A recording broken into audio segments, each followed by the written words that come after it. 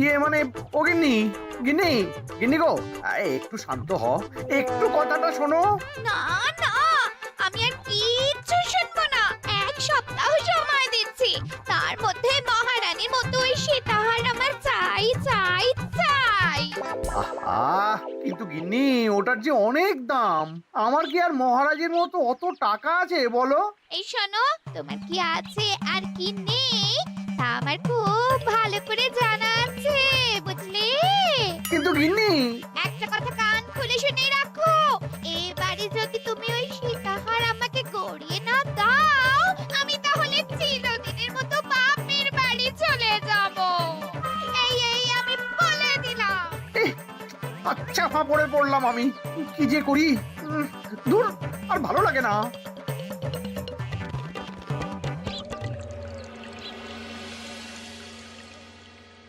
আজকে তোমাদের সকলের কাছে আমার একটা প্রশ্ন আছে। বলুন মহারাজ। আচ্ছা, ধরো তোমরা যদি এ রাজ্যের লোক না হতে, অন্য কোনো রাজ্যের হতে, তাহলে তোমাদের কাছে কৃষ্ণনগর কেমন মনে হতো? মহারাজ, এক কথায় বলতে গেলে সমৃদ্ধ শক্তিশালী রাজ্য। বেশ, তা হঠাৎ এমন প্রশ্ন মহারাজ? আসলে বেশ কিছুদিন ধরেই আমি একটা কথা ভাবছিলাম। ঈশ্বরের দয়ায় আমাদের সবই আছে, তবু রাজ্যকে আরো শক্তিশালী ও অন্যান্য রাজ্যের সাথে সুসম্পর্ক বজায় রাখা একটা রাজধর্মে পড়ে। ঠিক বলেছে। ঠিক বলেছেন। বলি, তুমি কি এসব কথা কখনো ভাবো মন্ত্রী? হ্যাঁ মানে আগে রোজ না, কিন্তু কখনো সখনো বোধহয় ভেবেছিলাম। কবে শুনি? ইয়ে ওই তো কিছুদিন আগে, ওই সেদিন। এটা ঠিক কোন সেদিনের কথা বলছেন মন্ত্রী মশাই? যেদিন আকাশে ওই দুটো সূর্য উঠেছিল? তোমাকে সবকিছুতে ফোড়ন কাটতেই হবে না গোপাল, হ্যাঁ? কি আর করি বলুন, আপনার কষ্ট যে আর সহ্য হয় না। যাই হোক, মুদ্রা কথা হলো, এসব কথা মাথায় রেখে এখন আমাদের কিছু করা উচিত। কিন্তু কি করা উচিত সেটা আমি ঠিক বুঝতে পারছি না। এই একটা করে রসগোল্লা খাওয়ালে কেমন হয়? এই, তুমি থামবে? মহারাজ, আমার কাছে একটা উপায় আছে। 10 দিনের একটা মিলন মেলার আয়োজন করলে কেমন হয়? খুব বাজে হবে। একটা মেলা কত ঝামেলার কাজ সেটা বোঝো? একেই কত খরচ, তার উপর আবার অনেক লোক। মোটেই না, এটা তো দারুণ বুদ্ধি দিয়েছো গোপাল। এমন কিছুই তো চাইছিলাম। ধুর, আর সবকিছুই আমার বিপক্ষে মনে হয়। দিনটাই খারাপ, আমি বরং চুপই থাকি। তাহলে সবাই শোনো, 1 সপ্তাহ পর কৃষ্ণনগর এক বিরাট বড় মিলন মেলার আয়োজন করছে, আর তার জন্য লোকজনকে নিমন্ত্রণ করার কাজ দেখবে গোপাল। যথাজ্ঞা মহারাজ। আর মন্ত্রী, ভালো করে শুনে রাখো, মেলা প্রাঙ্গণ সাজানো, ঠিকঠাক নিরাপত্তা, এসব তোমার দায়িত্ব। আচ্ছা, কিন্তু বলছিলাম যে সবকিছু ভালো করে করতে গেলে খরচও তো। ওসব নিয়ে তোমাকে চিন্তা করতে হবে না। যত খরচই হোক আমাকে বলো, আমি দেব। আরে বাস, তো দারুণ ব্যাপার। এই ফাঁকে যদি কিছু আমারও লাভ হয়ে যায়, তাহলে গিন্নির গলার হারটার কিছু একটা করতে পারবো। বেশ, তাহলে প্রত্যেকে নিজেদের কাজ শুরু করে দাও।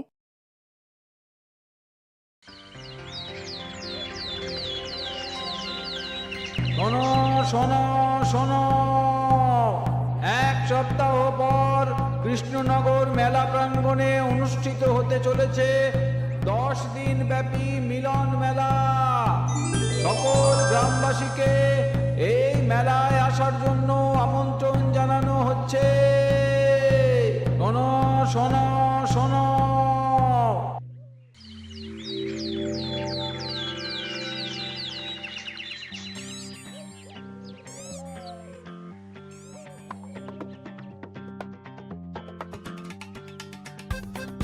বাহ বাহ বাহ, ঠিক যেমনটা চেয়েছিলাম তেমনটাই হয়েছে। আর এসব কিছুর জন্য আমি গোপালকে ধন্যবাদ জানাতে চাই। কি যে বলেন মহারাজ, এই কৃষ্ণনগর তো আমার নিজেরই পরিবার। সেসব আমরা খুব ভালো করেই জানি গোপাল।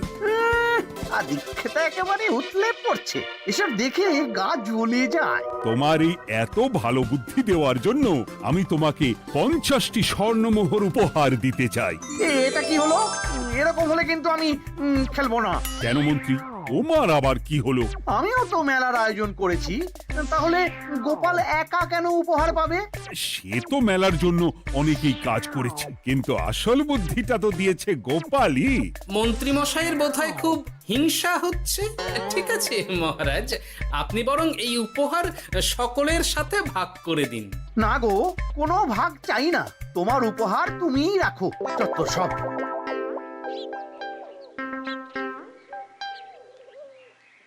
আমার কি এত খারাপ দিন এসেছে নাকি যে আমাকে গোপালের থেকে পুরস্কার নিতে হবে? অনেক হয়েছে। না না না, এবার আমাকেই কিছু ভাবতে হবে মনে হচ্ছে।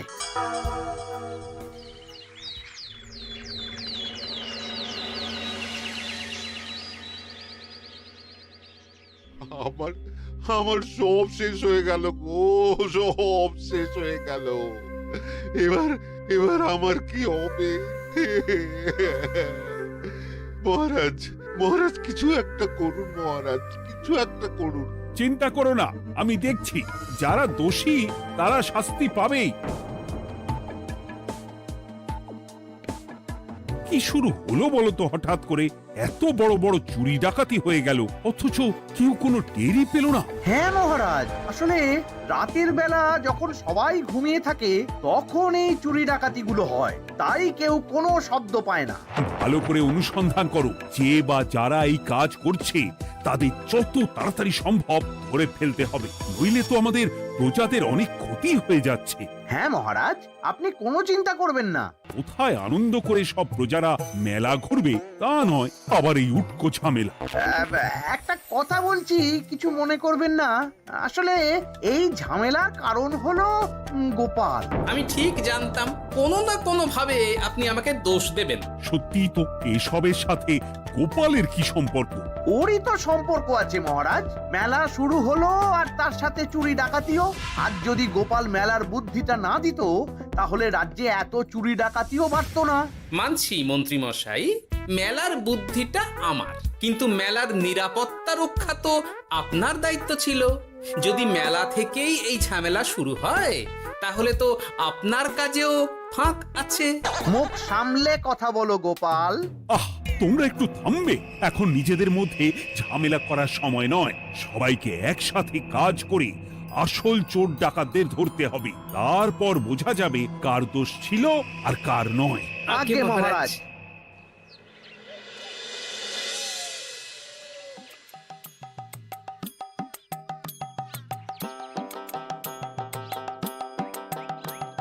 এই তো তুমি এসে গেছো। তাড়াতাড়ি মুখ হাত ধুয়ে বসো, তোমার জন্য একটা জিনিস এনেছি। বলো কি জিনিস? আরে আরে একটু অপেক্ষা করোই না, আমি আনছি। হ্যাঁ বেশ, আনো তাহলে। এই নাও, খাও। মিষ্টি দই। হ্যাঁ গো, খেয়ে দেখো তো কেমন। দারুণ সুন্দর স্বাদ তো গিন্নি। কোথা থেকে এনেছো? ভালো, মেলা থেকে এনেছি। ও জানো, বিনা পয়সায় গো। বিনা পয়সায়? তা কে দিল শুনি? আমি সুজন দইওয়ালা, বড় ভালো ছেলে। শুধু আজ নয়, ও রোজই মানুষকে ভালোবেসে না বিনা পয়সায় দই খাওয়ায়। হ্যাঁ বাবা, বেশ অবাক করা কাণ্ড। আসলে সুজনের দেশের বাড়িতে অনেক জমি জমা, গরু মোষ আছে। ও তাই বলে ওর টাকা পয়সার নাকি কোনো দরকার নেই, তাই ও বিনা পয়সায় খাওয়ায়। হ্যাঁ বুঝলাম। বাবা, খুব ঘুম পাচ্ছে এখন। ও গিন্নি, শোনো না, আমি বরং একটা ঘুম দিই এখন, বুঝলে? তুমি বরং বিকেলে আমায় একটু ডেকে দিও, ওর কাজ আছে। আচ্ছা বেশ। তোমাদের জন্য সেটাই ভালো, কারণ এমনিতেই মহারাজ চোর ডাকাত ধরার জন্য প্রহরীর ব্যবস্থা করছে পুরো রাজ্যে। না না না, সে নিয়ে আপনি চিন্তা করবেন না।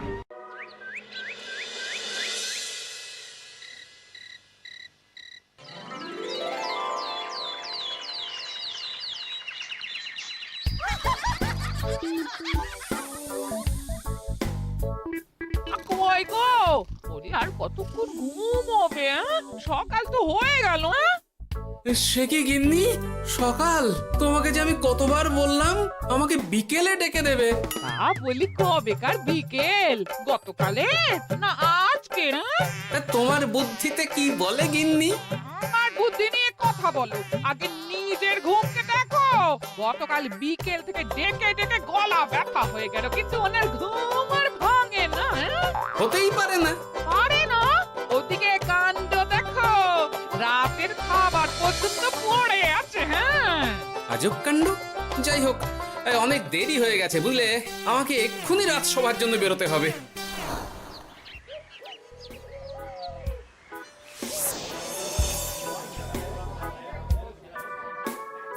বাবা, এত ভিড় কি আছে এখানে? একটু কাছে গিয়ে দেখি তো। সত্যি সত্যি ভাই সুজন, তোমার হাতে জাদু আছে। এত সুন্দর মিষ্টি দই, এ স্বাদ ভোলার নয় ভাই। আচ্ছা, তাহলে এই হলো সুজন দইওয়ালা। ভালো মিষ্টি দই আছে, নেবে নাকি গো? পয়সা লাগবে না। জানি তো, সত্যি দারুণ স্বাদ এই দইয়ের। আমি খেয়েছি তো। তবে আজ নেব না গো, কাল এসে নিয়ে যাব। আচ্ছা আচ্ছা আচ্ছা।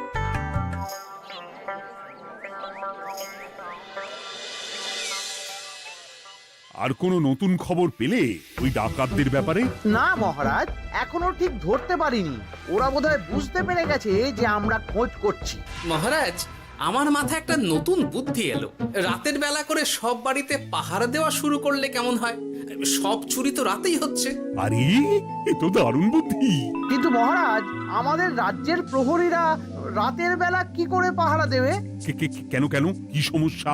অনেক সমস্যা আছে। তাদের শরীর খারাপ হতে পারে, তার চেয়েও বড়, রাত জেগে থাকলে দিনে তারা সকলে ঘুমোবে, তখন পুরোটাই বেকার হবে। কিচ্ছু বেকার হবে না মন্ত্রী মশাই, আমাদের প্রচুর সেনা আছে, তাদের সকলকে দায়িত্ব ভাগ করে দিলেই হয়ে যাবে। তুমি বেশি বোঝো। গোপাল তো কিছু ভুল বলেনি মন্ত্রী। আমরা পাহারা বাড়াবো। আমি আজই সব সেনাদের সাথে কথা বলছি। সেনাপতি, তুমিও এই ব্যাপারটা একটু দেখো। যথাজ্ঞা মহারাজ।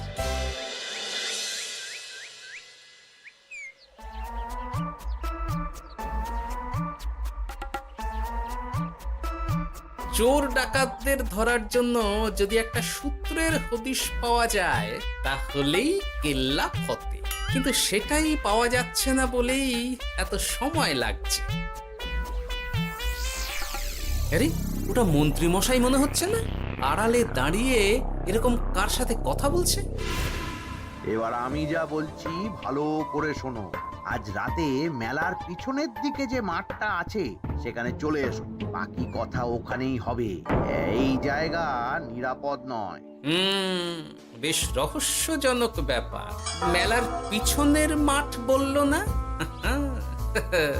রাতে আমাকেও দেখতে হবে কি হয় সেখানে।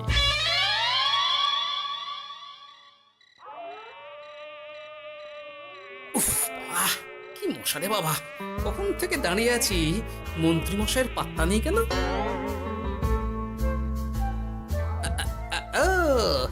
ওই তো চলে এসেছে।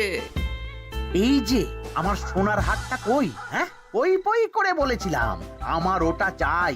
আগে কি আর বলি বলুন তো, ওই হাটটা আমাদের দলের প্রধানের খুব পছন্দ হয়ে গেছে, তাই কোনোভাবেই ওটা দিতে পারলাম না। কি এত বড় সাহস!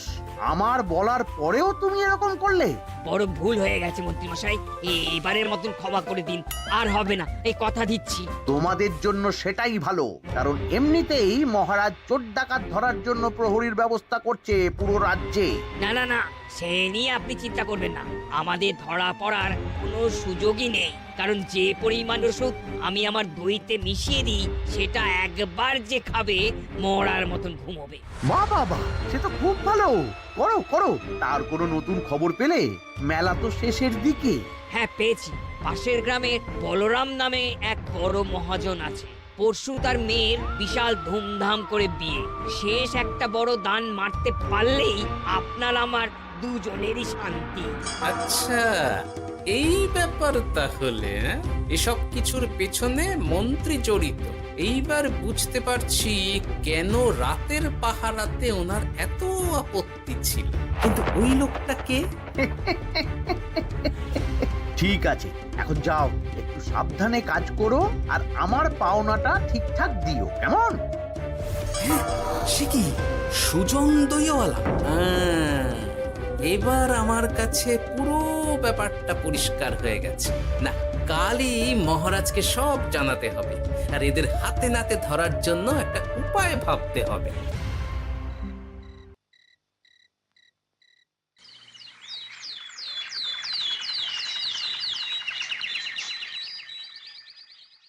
আরে এসো এসো, তোমার জন্যই তো অপেক্ষা করছিলাম। কি এমন জরুরি কথা আছে যে একান্তে দেখা করতে চাইলি? কোন মুখে বলি মহারাজ, সর্ষের মধ্যেই যখন ভূত তখন আর কি।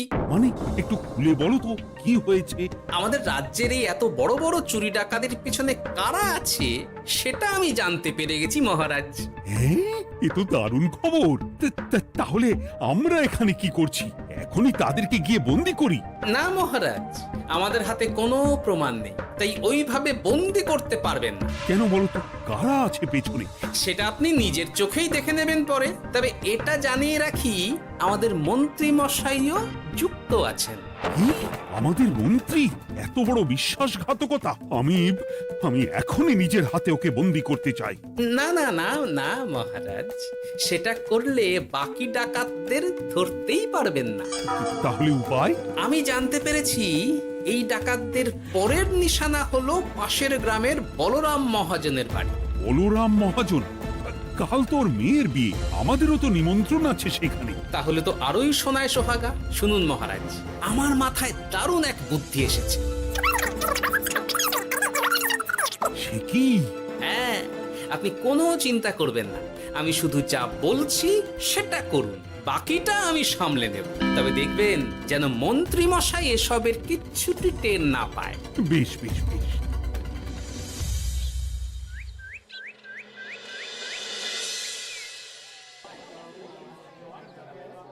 আর তো কিছুক্ষণ, এরপরেই তো সন্ধে নামবে।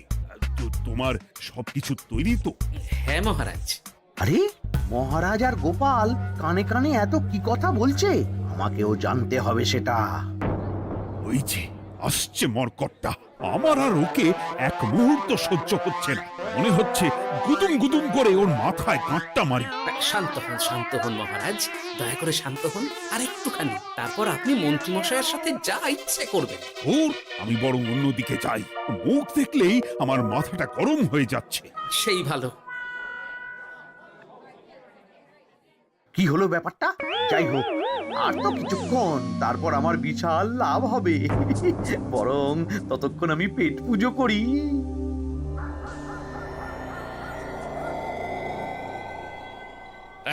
যা যা দামি জিনিস আছে সব দিয়ে দে। এই তো খেলা শুরু। এবার আর আমায় পায় কে? ও বাবা, এরা আবার কারা? সত্যি গোপাল দারুণ চাল চেলেছে।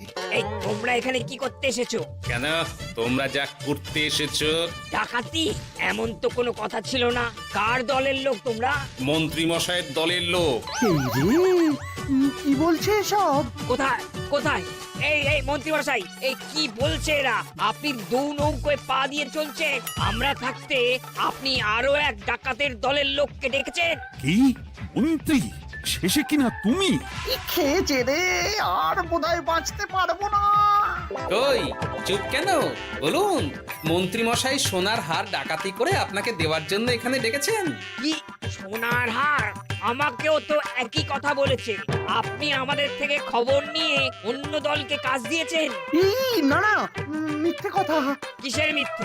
আপনি ছাড়া তো আর কেউ জানতো না এখানের কথা। না গো, আমি শুধু তোমাদেরকেই কাজ দিয়েছি একদম শুরু থেকে। আর কোনো ডাকাতের দলকে আমি চিনি না, আমি তো নিজেই প্রথম শুনছি। মন্ত্রী, লজ্জা করে না তোমার? তুমি আমার প্রজাদের এইভাবে ঠকাচ্ছিলে। ইয়ে মানে মহারাজ, আমি আসলে অনেক হয়েছে মন্ত্রী মশাই, আপনি ধরা পড়ে গেছেন। প্রহরী, বন্দি করো সবাইকে, আর মন্ত্রীকেও। আমাকে ক্ষমা করে দিন মহারাজ, আমি ইচ্ছা করে এটা করিনি। আসলে আমার গিন্নি কদিন ধরেই মহারানীর সীতাহারের মতো দেখতে হার বায়না করেছে। তার জন্য তুমি নিজেদের লোকেদের থেকেই চুরি করবে? আর কি করব বলুন, এক সপ্তাহের মধ্যে হার না দিলে বাড়ি ছেড়ে চলে যাবে বলেছে। তাই আমি এখন আপনি যেটা করেছেন সেটা যদি আপনার গিন্নি জানতে পারে তাহলেও বাড়ি ছেড়ে চলে যাবে। শাস্তি তো তোমাকে পেতেই হবে মন্ত্রী। আয়, কে আছো? শোনো, মন্ত্রীকে মুখে কালি মাখিয়ে গাধার পিঠে বসিয়ে সারা রাজ্য ঘোরাও, এটাই ওর যোগ্য শাস্তি। আর গোপাল, তোমার বুদ্ধির প্রশংসা করতেই হয়। তোমার পুরস্কার আমি কাল রাজসভায় দেব। দূর দূর, জীবনে বিয়ে করাই ভুল হয়েছে।